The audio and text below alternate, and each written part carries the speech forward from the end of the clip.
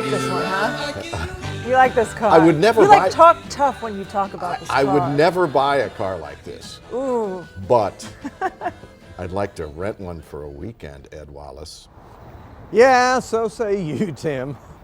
I have the new Challenger SRT Hellcat. We'll start off by saying it's 707 horsepower. In fact, we'll wrap up the review with that because that's what this car is all about. What was cool about having it this week was not that much horsepower. It's loud, as you would expect it to be. The neighbors are glad I wasn't driving away from the house at 6 in the morning.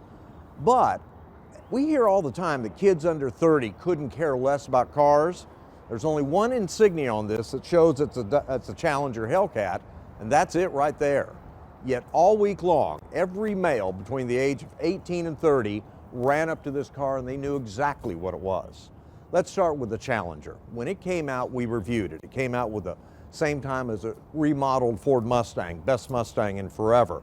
It came out with the Camaro.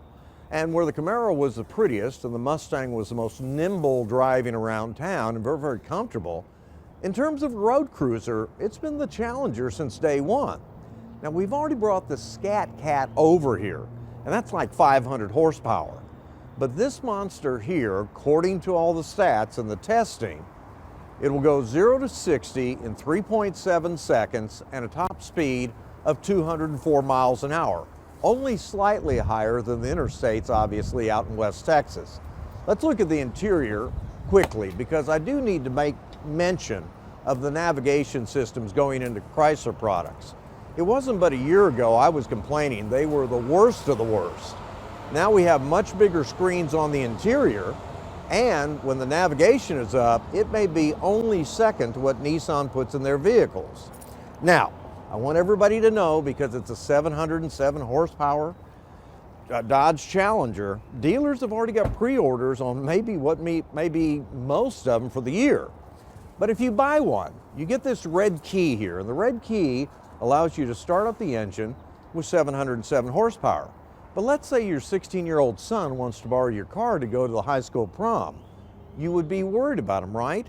Well, here's the second black key. And this one throttles the engine back to only 500 horsepower, so your kids are going to be safe on prom night. They start at $58,000, this one's $65,000, and like I said, the dealers already have them lined up on orders.